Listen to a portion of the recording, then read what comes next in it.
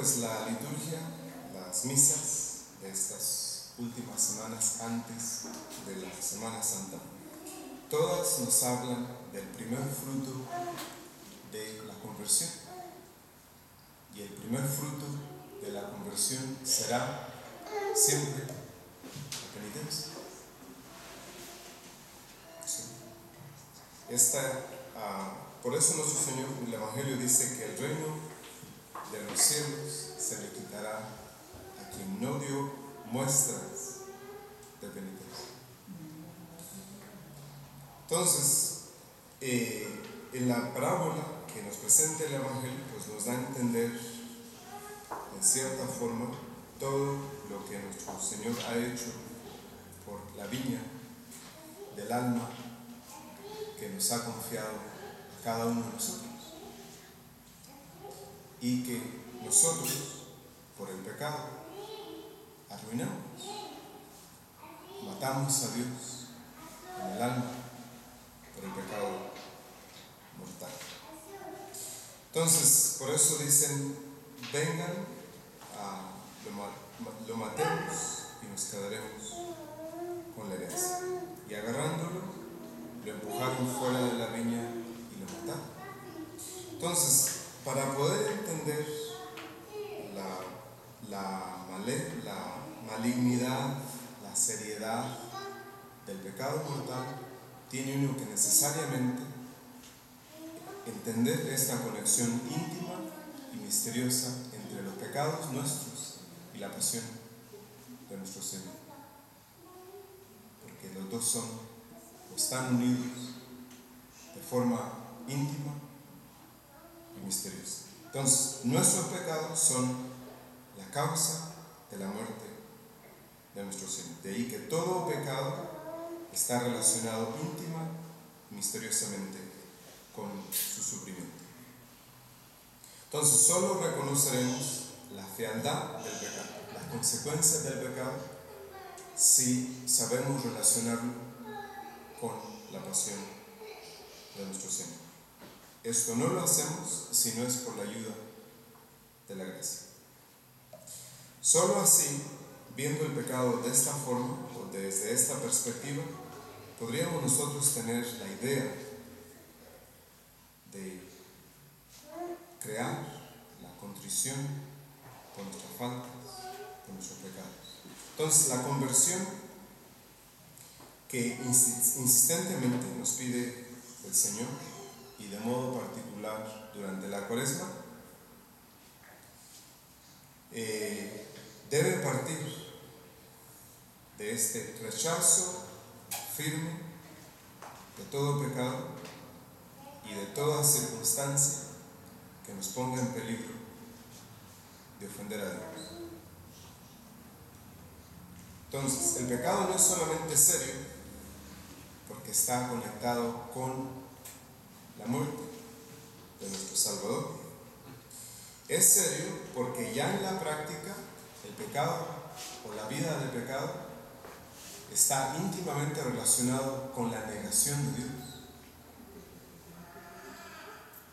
O sea que para que nosotros, los pecadores, podamos ofender a Dios, lo primero que tenemos que hacer es crear esta independencia ilusoria de Dios, que no existe.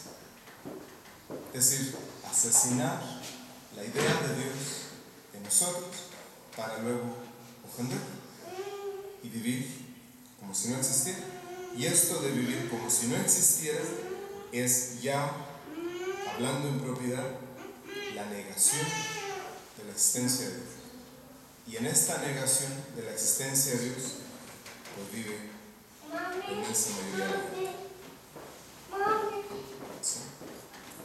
Entonces, dice San Juan María Vianney, podemos afirmar muy bien que la pasión que los judíos hicieron sufrir a Cristo era casi nada comparada con la que le hacen soportar los cristianos en los ultrajes del pecado mortal.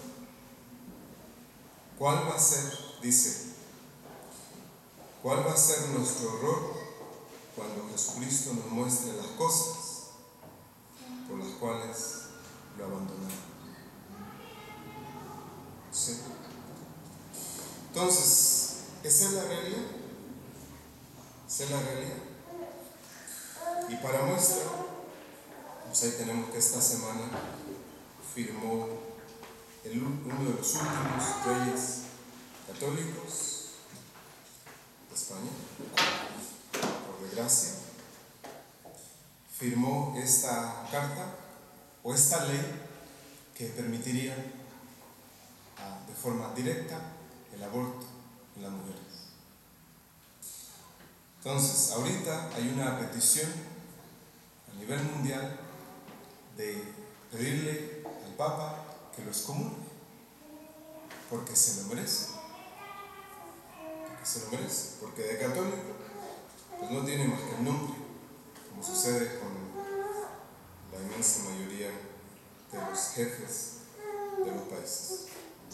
Entonces, este pecado, el pecado del rey y los pecados de todos, nosotros sufrimos las consecuencias de todo, porque estamos unidos tanto con la muerte de nuestro Señor por el pecado, estamos unidos con la complicidad en el pecado con todos, de tal forma que aunque yo no cometa ningún pecado, yo sufro las consecuencias de los pecados de los demás. ¿Sí? Entonces, por eso la Iglesia impone